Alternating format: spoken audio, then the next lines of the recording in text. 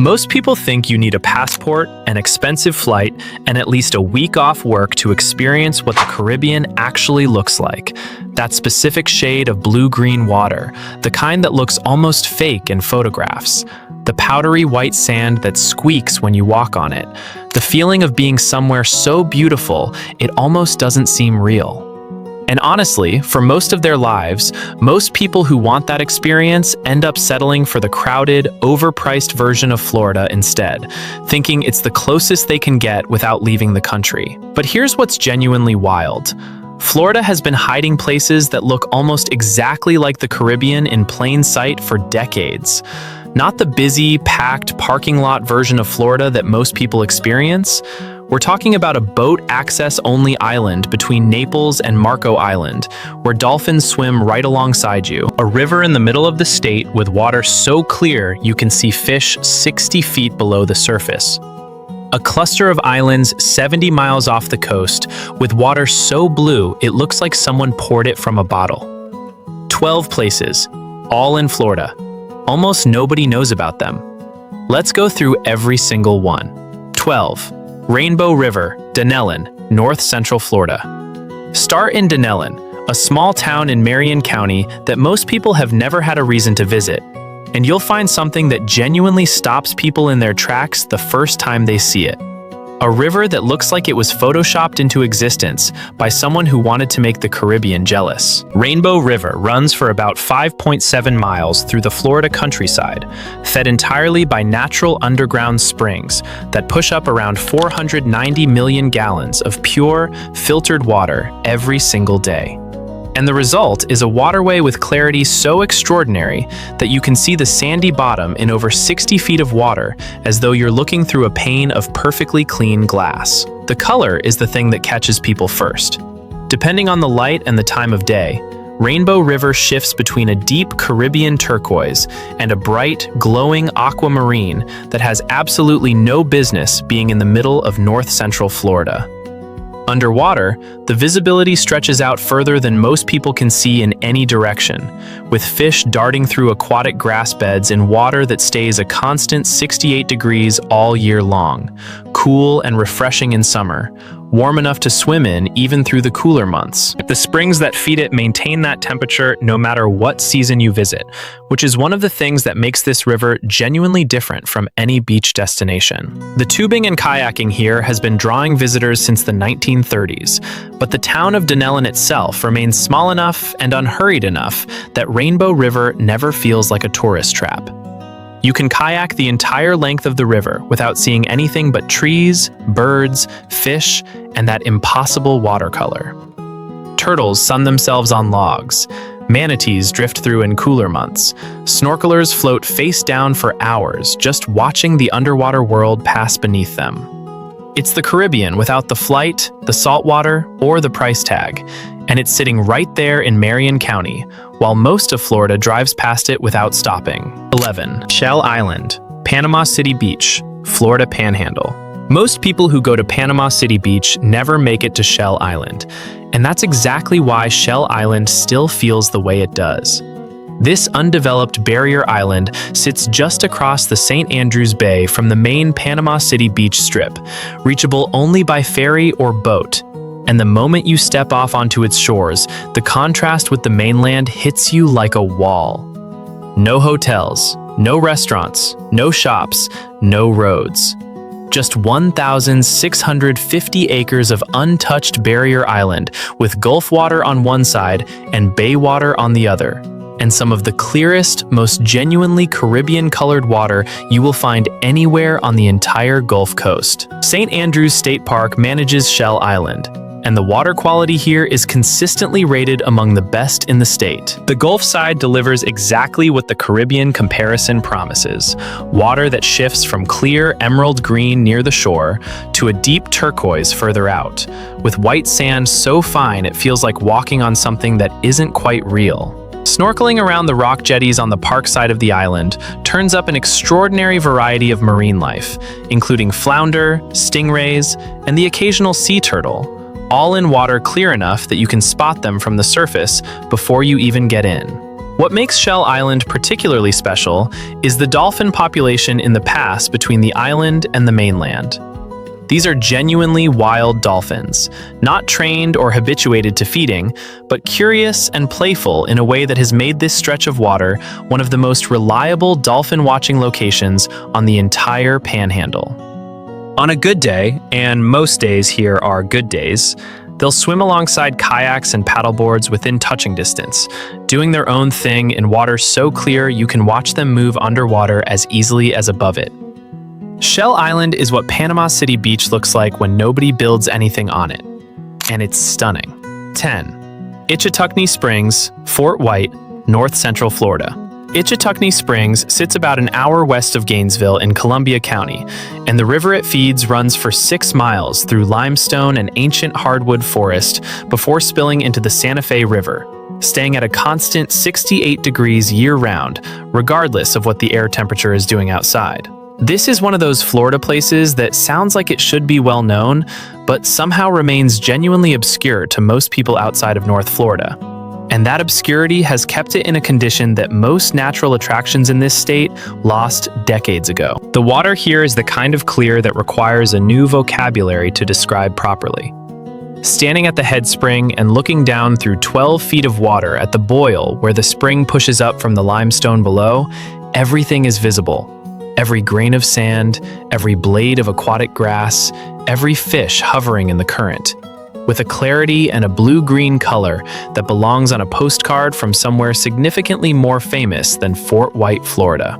Tubing the 6-mile run on a warm summer day, floating through tunnels of overhanging trees with that impossibly clear water carrying you gently downstream, is one of the most genuinely Caribbean-feeling experiences available in this entire state without touching salt water. The state limits the number of visitors per day to protect the spring ecosystem, which is one of the main reasons Ichetucknee has maintained its extraordinary water quality, while other springs around the state have struggled with algae and pollution. That visitor cap means you genuinely will have stretches of the river to yourself, floating through a landscape of ancient cypress trees and wildlife that includes otters, turtles, herons, and the occasional sandhill crane standing in the shallows like a statue. The Ichetucknee is proof that Florida's most Caribbean-like water doesn't always come with salt in it. 9. Perdido Key, Escambia County, Florida Panhandle. Perdido Key sits at the very western tip of Florida's Panhandle, straddling the Florida-Alabama border, and it holds a distinction that most people who've never visited don't know about. This is the part of Florida where the Gulf of Mexico water turns a specific shade of deep emerald green that gets compared to the Caribbean more than almost anywhere else in the state outside of the Keys. The name Perdido means lost in Spanish, and the Key has done a remarkable job of staying exactly that.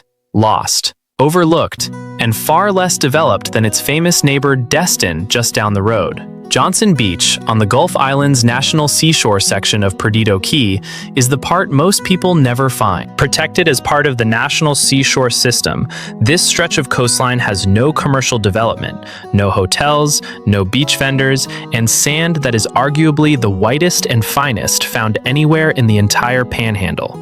A claim that's impressive given how extraordinary the sand quality is all along this stretch of coast. The water here, on a calm summer day, shifts between an aquamarine and a deep turquoise that photographs almost identically to what you'd see on a good day in Turks and Caicos, which is a comparison that actual visitors make consistently enough that it's become something of a local point of pride. Perdido Key also has a more developed section, with local restaurants and smaller resorts, but even that commercial strip is modest compared to Destin or Panama City Beach, giving the whole island a quieter, more intimate character. The Perdido Key State Park adds another layer of protected, crowd-free beach access on the Gulf side, and the bay side of the Key gives kayakers access to some beautiful, calm backwater paddling through marshes and tidal flats. For anyone who wants the Panhandle's famous watercolor, without the Panhandle's most famous crowds, Perdido Key is the most straightforward answer available.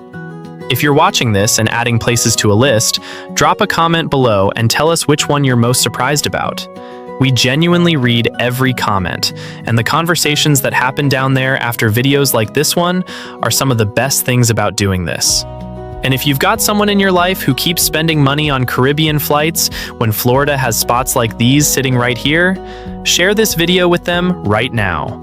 8. Keewaydin Island, Naples, Southwest Florida. Keewaydin Island is the kind of place that makes people question why they ever paid for a Caribbean vacation.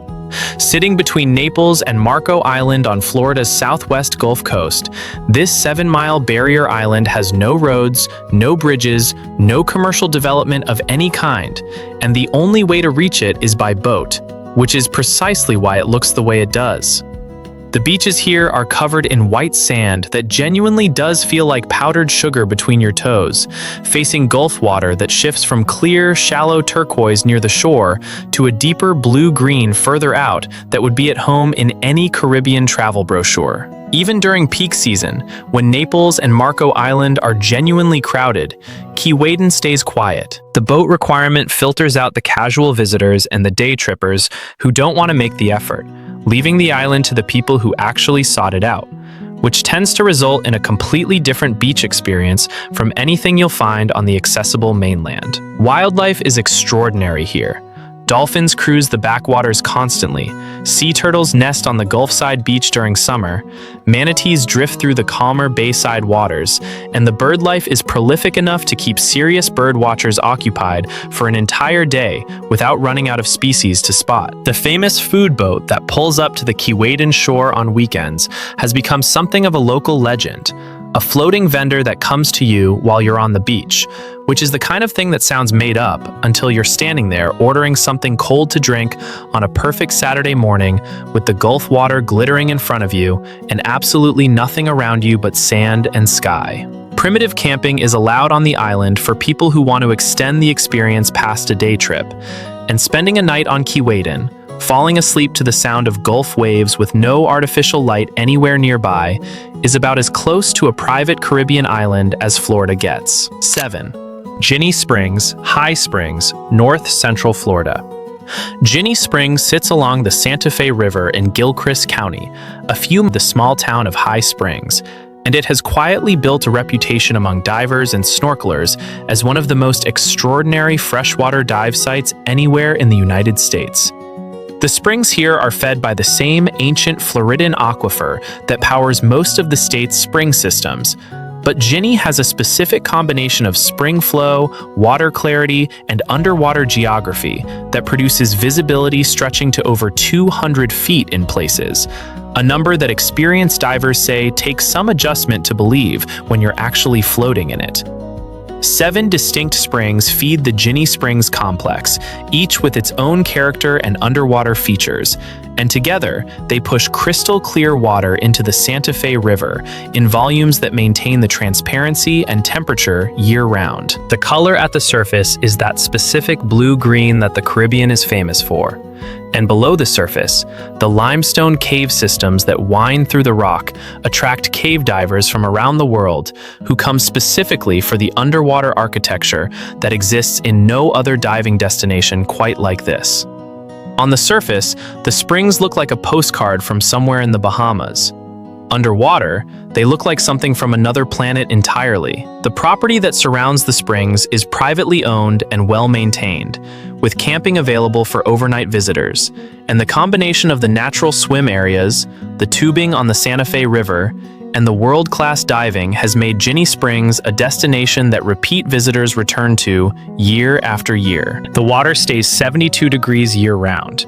The crowds are manageable because the location requires some intention to find, and the experience of floating in that water on a summer afternoon, completely surrounded by trees, with the springs shimmering that impossible color in the sunlight, is the kind of thing that ruins regular beaches for people permanently. 6. St. Joseph Peninsula State Park, Port St. Joe, Florida Panhandle. St. Joseph Peninsula State Park sits at the end of a long, narrow strip of land that juts out into the Gulf of Mexico in Gulf County, and it protects 17 miles of some of the most extraordinary and least visited beach in the entire country. The park sits on a peninsula so narrow in places that you can see the Gulf of Mexico on your left and the bay on your right simultaneously while walking through it. And the Gulfside Beach here has consistently been ranked among the top beaches in the entire United States, not just Florida, by travel publications and beach ranking surveys over multiple years. The water on the Gulf side of St. Joseph Peninsula shifts between a transparent pale green near the shore and a vivid turquoise further out that photographs with a color saturation that makes people think the images have been edited. The sand is the brilliant white quartz that defines the panhandle, but the remoteness of the peninsula keeps it immaculate in a way that more visited beaches struggle to maintain. Sea turtle nesting is extraordinary here, with one of the highest concentrations of loggerhead sea turtle nests of any beach in the panhandle, and watching sea turtles come ashore to nest on a summer night under a sky full of stars, far from any light pollution, is one of the more genuinely breathtaking wildlife experiences available anywhere in Florida. The park offers wilderness cabin rentals and primitive camping on the more remote sections of the peninsula, and spending a night or two out here puts you so far from the ambient noise and light of civilization that the experience starts to feel genuinely remote in a way that most Florida beach destinations never achieve. For people who want the white sand and turquoise water of the Caribbean, combined with real solitude and real wildlife, St. Joseph Peninsula is the most complete version of that experience available on the entire Florida Panhandle. 5. Dry Tortugas National Park, 70 miles west of Key West. 70 miles west of Key West, reachable only by seaplane or a 2-hour ferry ride, the Dry Tortugas sit in the Gulf of Mexico like something that escaped from a different part of the world entirely and ended up here by accident. This cluster of 7 small islands, surrounded by coral reefs and shallow water of such extraordinary clarity and color that the comparison to the Caribbean is not aspirational, it's simply accurate. The water around the Dry Tortugas is genuinely among the clearest found anywhere in North America, with visibility that regularly exceeds 100 feet and a blue-green color that shifts depending on depth from a pale translucent turquoise to a deep saturated cobalt.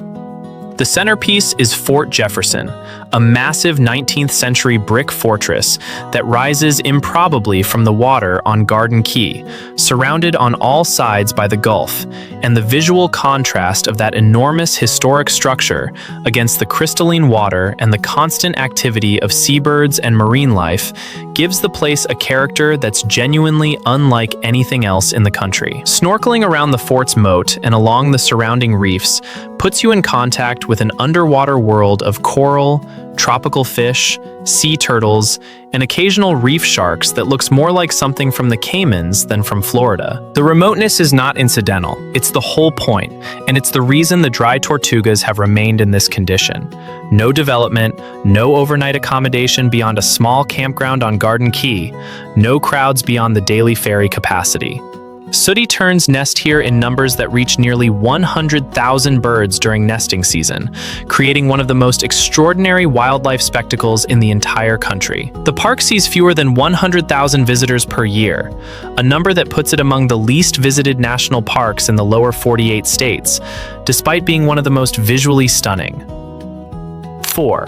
Caladesi Island State Park, Dunedin, Gulf Coast. Caladesi Island sits off the coast of Dunedin in Pinellas County, and it's accessible only by ferry from Honeymoon Island or by private boat, which has kept it in a condition that the rest of the Florida Gulf Coast lost decades ago. This is a barrier island where the development simply never happened. No roads, no hotels, no condos, just 3 miles of pristine beach backed by hammocks of twisted oaks and sable palms, with Gulf water in front that shifts between every shade of blue and green that makes this coast so extraordinary. Caladesi consistently appears on lists of the best beaches in the entire United States, often ranking in the top 5 or 10, and the reason is straightforward.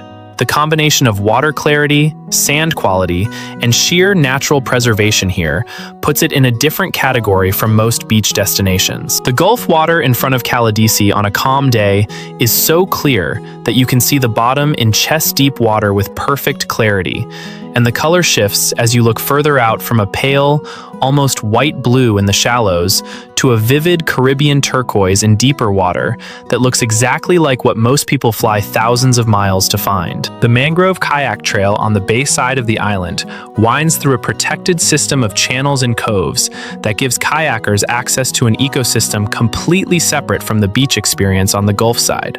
Dolphins work these waters regularly, bottlenose adults moving through the mangrove edges with the casual confidence of animals who own the place. Ospreys nest in the taller pines. Gopher tortoises amble along the interior trails. The whole island has the feeling of a place that time forgot in the best possible way. And for anyone who has ever looked at a Caribbean island and thought, I wish I could afford to go there, Caladesi is the most honest and accessible version of that wish available on the entire Florida Gulf Coast. Before we get to the final three, the places on this list that genuinely made us stop and question why more people don't know about them, make sure you're subscribed if you haven't already. We've got a full series of Florida discovery videos coming, and the next one has places on it that even longtime Florida residents are going to be surprised by. 3. Bahia Honda State Park, Florida Keys, Monroe County. Bahia Honda sits in the middle of the Florida Keys in Monroe County, and it holds a specific distinction that separates it from the rest of the Keys experience: genuinely extraordinary beaches.